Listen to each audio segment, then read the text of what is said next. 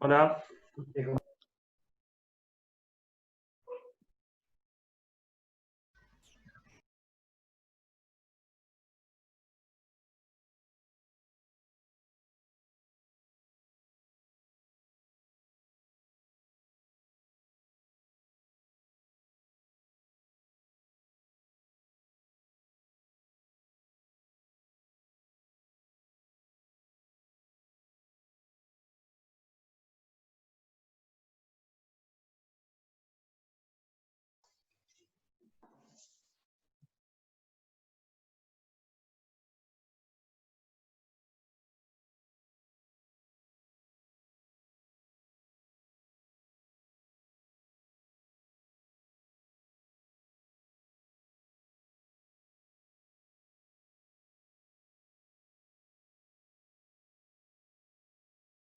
No quisiera el resto, pero...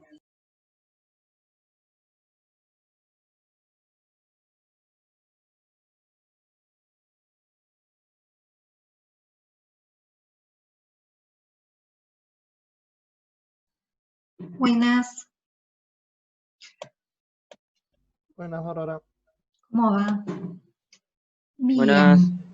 Buenas. Bueno, arranquemos entonces con el 231.1, que nos dan en realidad varias curvas de nivel. Yo ahí dibujé una, y la curva de restricción, que es la circunferencia, y las curvas de nivel de la función f de x, y. Yo ahí tengo graficada la curva de nivel -1, tengo un deslizador, así que a medida que muevo, ¿sí? Esta sería la curva de nivel, bueno, vamos a ir moviendo así, ahí está. Curva de nivel 11, 12, así, ¿no? Y entonces es como que voy graficando por separado todas las que, de a una por vez, todas las que tenemos ahí en el dibujo, y algunas más, ¿no? Porque yo voy de uno en uno. Bien, ahora, si graficamos las intersecciones, estas, ahí está, de la curva de nivel, en este caso nivel 20 de la función, con la curva de restricción, que es la circunferencia, esas intersecciones lo que nos dicen es, de todos los puntos de la circunferencia, hay dos en los cuales, cuando evalúo la función en esos puntos, me da 20. Todos los demás puntos de la circunferencia, a mí todo lo demás del plano no me importa. Todos estos puntos no me importan, esta parte tampoco, esta tampoco, y todo lo demás del plano tampoco, en la parte interior tampoco. Solo estoy mirando la función sobre la circunferencia. De todos los puntos de la circunferencia, cuando voy evaluando la función, me va dando distintos valores, y solo acá y acá me da 20. Y veo que si bajo de nivel, también tengo intersecciones, o sea que voy a tener...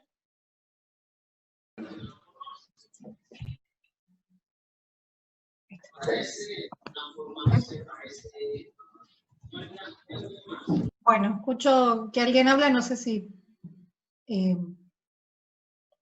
no se entendía bien lo que decían, ¿eh? Si estaban hablando de esto, repitan. Bueno, les decía que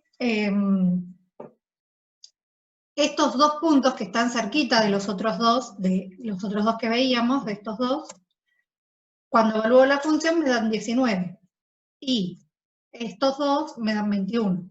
¿Sí? Entonces, ahí yo sé que ni en este ni en este tengo máximos de la función restringida, ni mínimos, porque dentro de la restricción tengo dos puntos que me dan 19 y otros dos que me dan 21.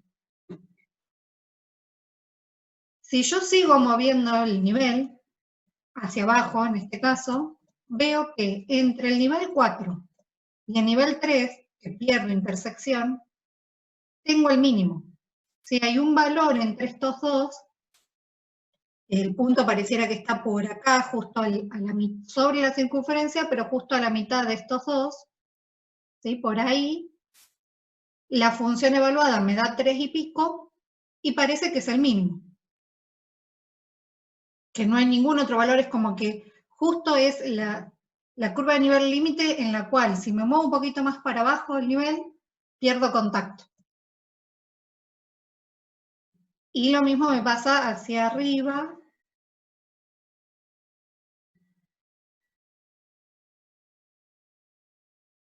Ya llegamos, ¿eh? Entre el nivel 347 y el 348 pareciera que está el máximo. Si yo me voy moviendo sobre la circunferencia, evalúo la función, me da 347. Sigo evaluando, sigo subiendo de nivel, ¿sí? Hasta que llego a un máximo, que es 247, algo. Si me sigo moviendo, empiezo a bajar, porque tengo que volver al nivel 347. A ver si acercándonos se ve mejor. ¿Sí? Por acá hay una intersección que es el nivel 347, algo y la circunferencia.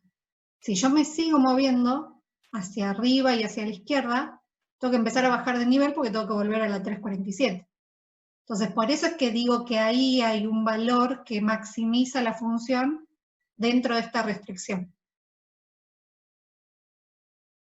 Y en ese valor en particular hay tangencia entre las curvas, entre la restricción y la curva de nivel. Necesito que la curva de nivel esté rozando a la restricción, que no la atraviese, porque entonces va a haber niveles que se separen un poco más y que cambien el nivel, que sigan subiendo, digamos. ¿Sí? No sé si hay... La idea sería la siguiente. Si tomamos un punto P sobre la circunferencia, como puede ser el punto violeta, que lo único que le pedí al punto es que cumpla la ecuación de la circunferencia. Con lo cual, si quiero moverlo, lo voy a poder hacer y se va a mover sobre la circunferencia.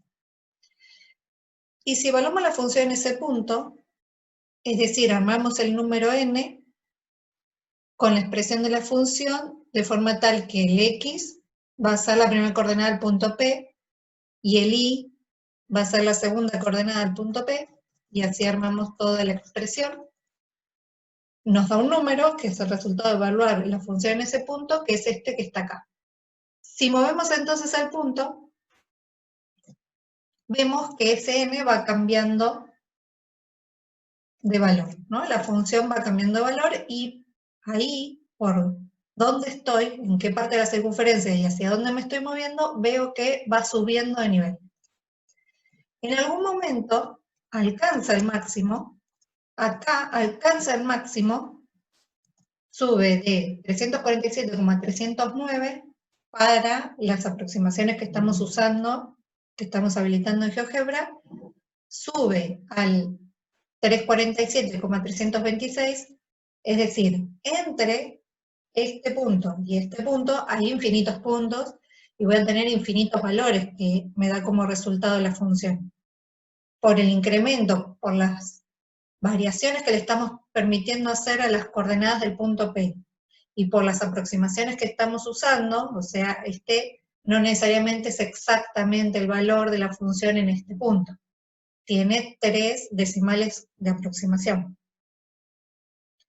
Pero eso nos permite ver que para lo que nosotros estamos trabajando con las aproximaciones, con los errores que estamos trabajando, el máximo nivel sería 347,326, porque cuando me sigo moviendo hacia el mismo lado, bajo al nivel 347,322.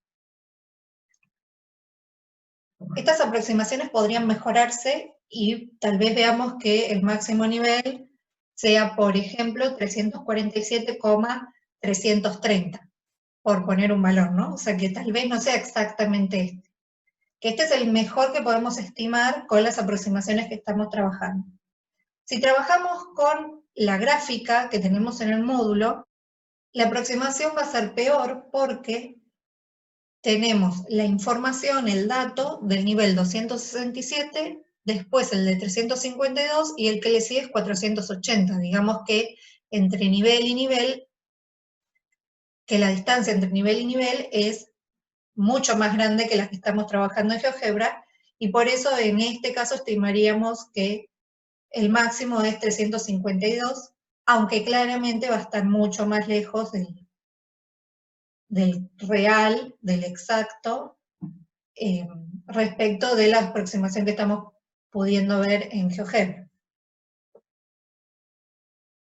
¿Cuál es la ventaja entonces de tener curvas de nivel en lugar de estar trabajando con los puntos en forma separada, aislada? En vez de tener información de este punto, de un punto que esté por acá, de otro que esté por acá, todo así separado. La ventaja es pensar en la tangencia. Vemos que si trabajamos con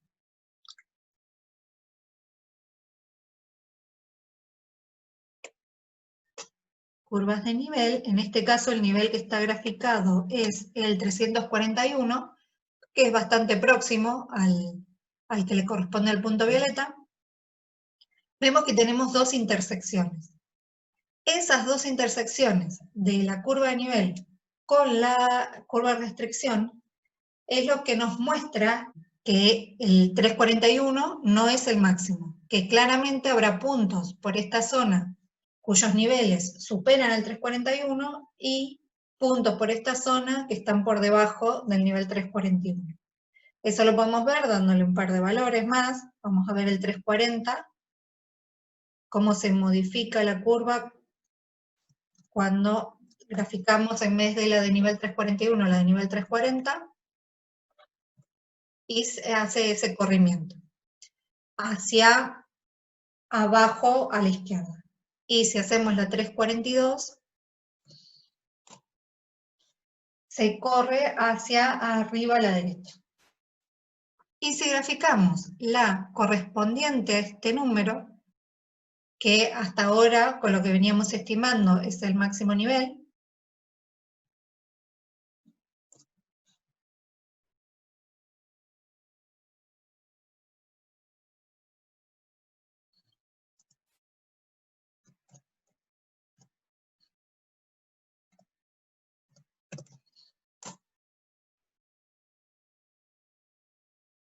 vemos que efectivamente, ¿no?, hay una coincidencia del punto violeta con las intersecciones, pero efectivamente son dos intersecciones, porque fíjense que el punto violeta, que es más gordito que las intersecciones, está graficado más gordito, no llega a cubrir la intersección porque en realidad son dos.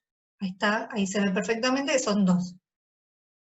Con lo cual, tiene que haber un punto entre esos dos, de forma tal que la función evaluada en ese punto da más grande todavía que el 347,326.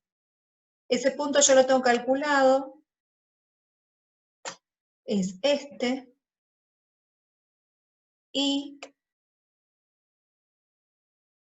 la curva de nivel que le corresponde es esta.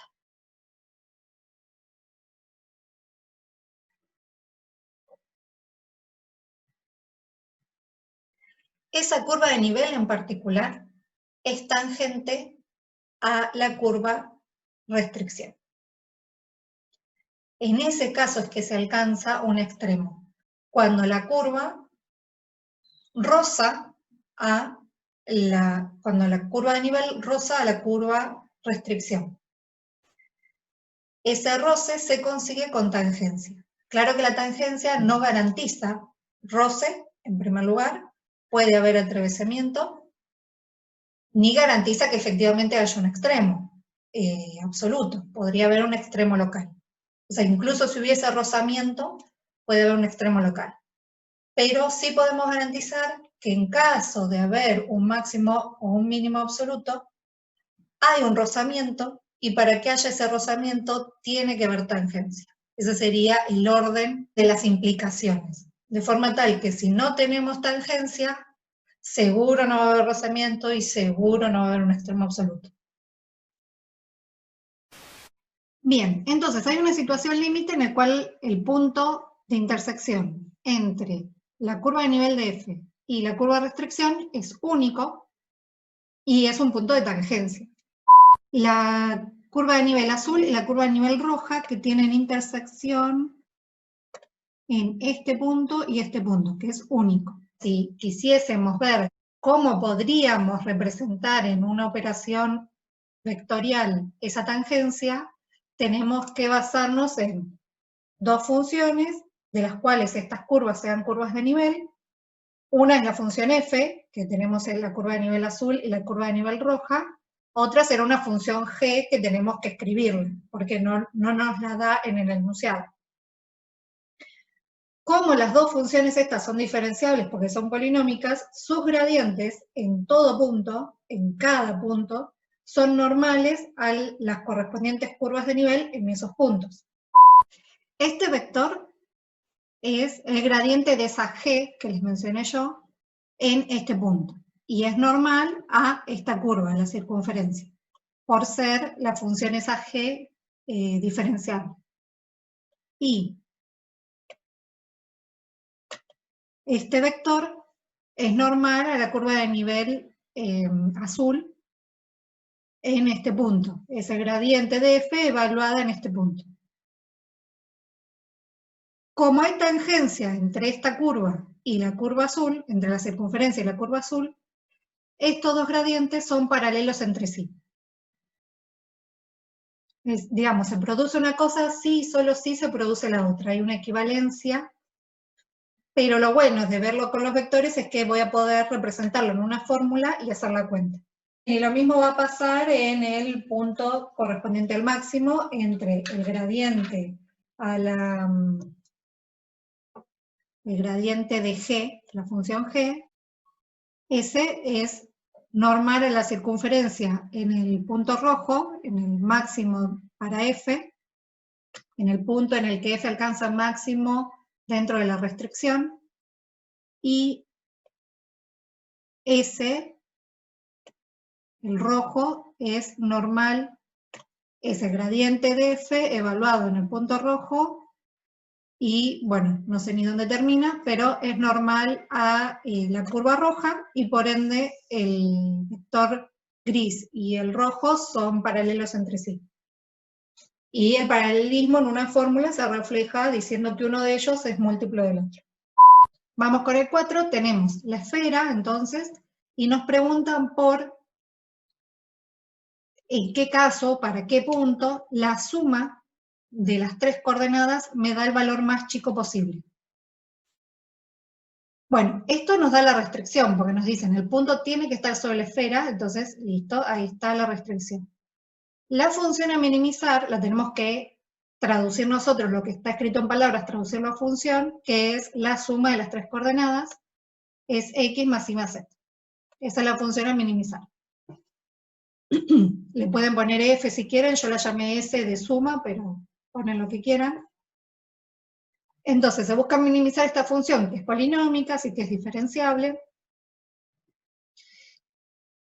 restringida a la región x cuadrado más y cuadrado más z cuadrado igual a 27. Esta región, pensada como una región del espacio, es cerrada y acotada.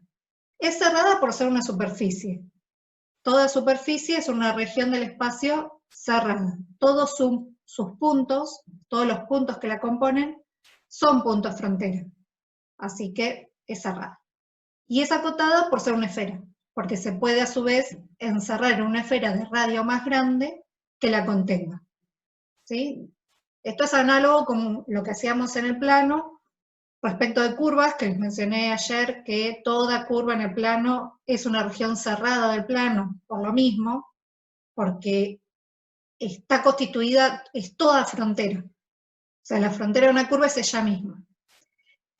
Y que en caso de que sea una circunferencia o una elipse, es acotada porque se puede encerrar en un disco. Bueno, en este caso, se tiene que poder encerrar en una bola de radio finito. Y eso ocurre acá. Bien, por ser una función continua, la S, que la voy a analizar en una región cerrada y acotada, alcanza máximo y mínimo absoluto seguro, dentro de la restricción, ¿no? Bien, para encontrar los extremos, igual que antes, me fijo primero puntos críticos en el interior, primero o segundo, digamos, una de las cosas, puntos críticos en el interior, y candidatos de la frontera. Interior no tiene, porque, como les decía antes, es frontera, la superficie es toda frontera. Y respecto a la frontera, lo que más conviene en este caso es usar Lagrange. O sea, ahora para analizar fronteras tenemos dos métodos. La sustitución, ¿sí?, que era el que veníamos trabajando, y ahora incorporamos la posibilidad de usar Lagrange. En este caso conviene usar Lagrange porque son 3 variables y por la forma de la superficie. Para usar Lagrange, primero necesito especificar la g. Entonces armo la g de x y z igual a x cuadrado más y cuadrado más z cuadrado, y sé que la superficie de nivel 27 de esta función es mi restricción. Lo otro que me tengo que fijar es que esas dos funciones, tanto la que quiero minimizar en este caso, como la restricción, la que está asociada a la restricción, sean diferenciables, cosa que ocurre porque son las dos polinomios. Y lo tercero que me tengo que fijar es que el gradiente de la función vinculada a la restricción no se anule, no sea equivalente al vector nulo en ningún punto de la restricción. En este caso, el gradiente de g, que nos quedaría 2x, 2y, 2z, se anula solo en 0, 0, 0, que no pertenece a la esfera. Les venía diciendo que el gradiente de g se anula, es equivalente al vector nulo, solo si x, y z valen las 3, 0. Es decir, el gradiente de g se anula solo en el origen de coordenadas. Como el origen de coordenadas no es parte de la esfera, me puedo quedar tranquila de que no se anula el gradiente de g. ¿Por qué es importante chequear que el gradiente de g no se anule? Bueno, antes estuvimos viendo que si S y G son diferenciables, entonces los gradientes son normales a las superficies y que para el máximo y para el mínimo necesito que sean colineales, ¿no? Que uno de los gradientes sea múltiplo del otro.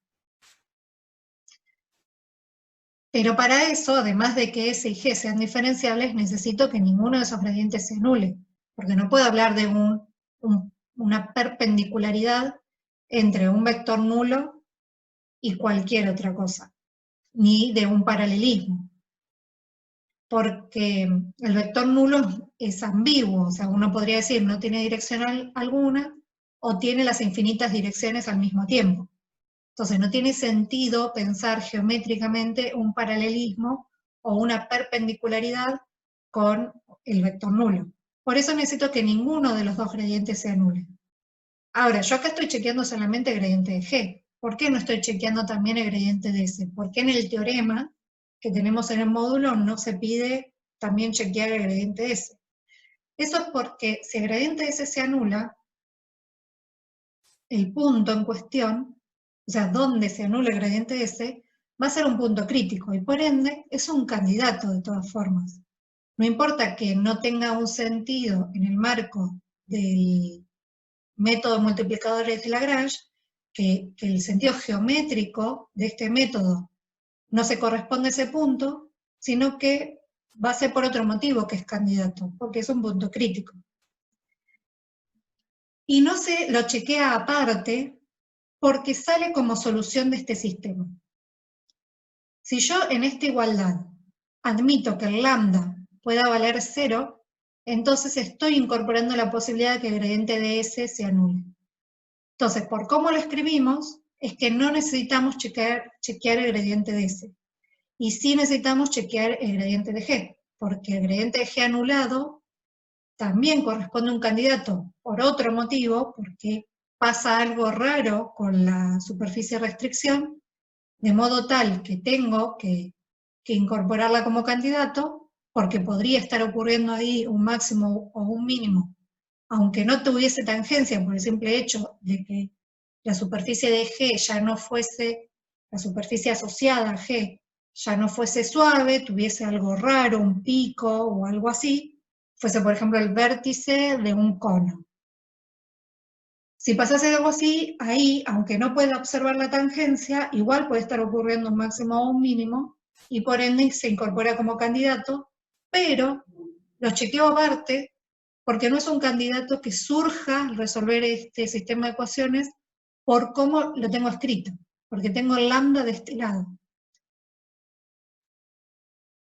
Entonces, si el gradiente de S no se anula y el gradiente de G sí se anula, no voy a tener un lambda que me muestre esta igualdad, y sin embargo sí es candidato. Entonces, habiendo visto que S es diferenciable, que G es diferenciable, que el gradiente de G no se anula, aplico Lagrange. El gradiente de S, recordemos que era la suma x más y más z, con lo cual nos queda 1, 1, 1. El gradiente de G lo tenemos calculado justo arriba. Planteamos esta igualdad, que separada componente a componente nos da estas primeras tres ecuaciones, y agregamos la superficie restricción. Para empezar a despejar, lo más conveniente, por el tipo de sistema que es despejar x, y z en términos de lambda y reemplazarlos en la última. Pero para eso necesitamos pasar el lambda dividiendo, así que nos fijamos. ¿Qué pasa si lambda es igual a 0? Llegaríamos a un absurdo porque nos quedaría 1 igual a 0, 1 igual a 0, 1 igual a 0. Así que seguro lambda no vale 0. Lo pasamos dividiendo. Y ahora, ya teniéndolo despejado el x, y el z, lo reemplazamos en la última ecuación. Nos queda esto. Tenemos 3 veces sumada la misma expresión, es decir, 3 por 1 sobre 2 lambda elevado al cuadrado, igual a 27. Despejamos lambda. En esta parte, lo que estamos haciendo es pasar el 3, lo que hice fue pasar el 3 dividiendo y el lambda multiplicando. Y si un sexto es igual a más menos lambda, lambda será igual a más menos un sexto. Para lambda igual a un sexto tenemos, reemplazándolo en estas ecuaciones, tenemos que x es igual a y, que es igual a z, igual a 3. Y para lambda igual a menos un sexto, x igual a y, igual a z, igual a menos 3. Entonces, los puntos en los cuales puede ocurrir que S sea máximo o sea mínimo, los únicos dos puntos que obtuvimos fue el 3, 3, 3 y el menos 3, menos 3, menos 3, porque son los únicos dos que obtuvimos por Lagrange y no teníamos interior de la región. Evalúo la función S en esos dos y veo que el máximo nos da 9 y el mínimo nos da menos 9. En particular nos preguntaban por el mínimo. Entonces, el mínimo valor que puede alcanzar una suma de coordenadas de los puntos sobre la esfera que nos dieron es menos 9. Y si nos preguntasen a qué punto corresponde eso, diríamos corresponde al punto menos 3, menos 3, menos 3. Ahora, lo tengo en un gráfico que no es necesario, acá termina el ejercicio, y a lo que es el ejercicio tal vez no aporte mucho, pero creo que puede ayudar a pensar esto de las tangencias. La esfera que nos dieron es esta roja. La función que queremos minimizar es x más y más z. Lo que hice fue igualarla a un deslizador, y al deslizador le permito moverse entre menos 10 y 10. Veamos entonces qué nos queda. Por ejemplo, cuando la suma de las tres coordenadas sea 2,4, tenemos este plano. O sea, este plano está formado por todos los puntos del espacio cuyas coordenadas sumadas dan 2,4. En particular, los que están a su vez sobre la esfera son estos. Es decir, de todos los puntos de la esfera, esa circunferencia es la de los puntos cuyas coordenadas suman 2,4. Y esto lo puedo mover, ¿no? Puedo, por ejemplo, bajar de nivel. Y, por ejemplo, ahí todos los puntos de la circunferencia violeta son los puntos de la esfera cuyas coordenadas sumadas dan menos 0,6. Si yo sigo bajando, va a haber un punto en el cual esa circunferencia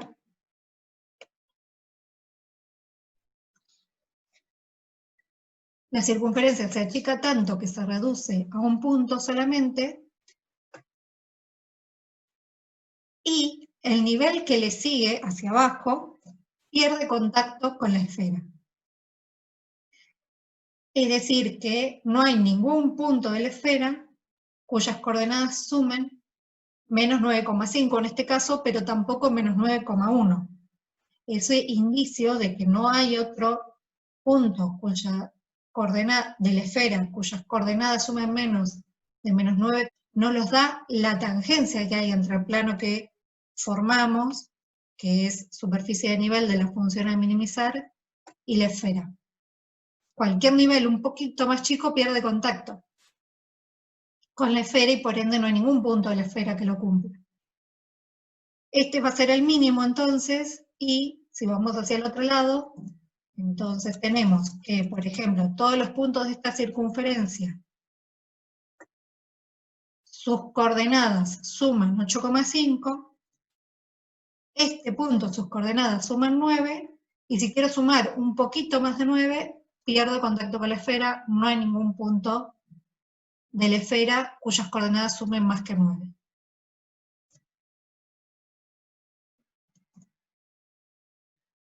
Y bueno, esa tangencia es lo que hace que el vector normal a la esfera y el normal al plano sean paralelos entre sí. Bueno, justo en la suma de las coordenadas es un plano, que el normal es el 1, 1, 1, que en definitiva es lo que se calcula al calcular el gradiente de la función S. Y el único motivo por el cual esto podría fallar, que no se observe la tangencia con un paralelismo entre los vectores, sería o bien que las funciones no fuesen diferenciables, cosa que acá no ocurre, o que alguno de esos gradientes se anulase, que igual tampoco ocurre acá, pero digamos, esos serían los casos en los que uno tendría que mirarlo aparte, porque no está respaldado por Lagrange, o porque podrían no salir como soluciones del sistema de ecuaciones, ¿no?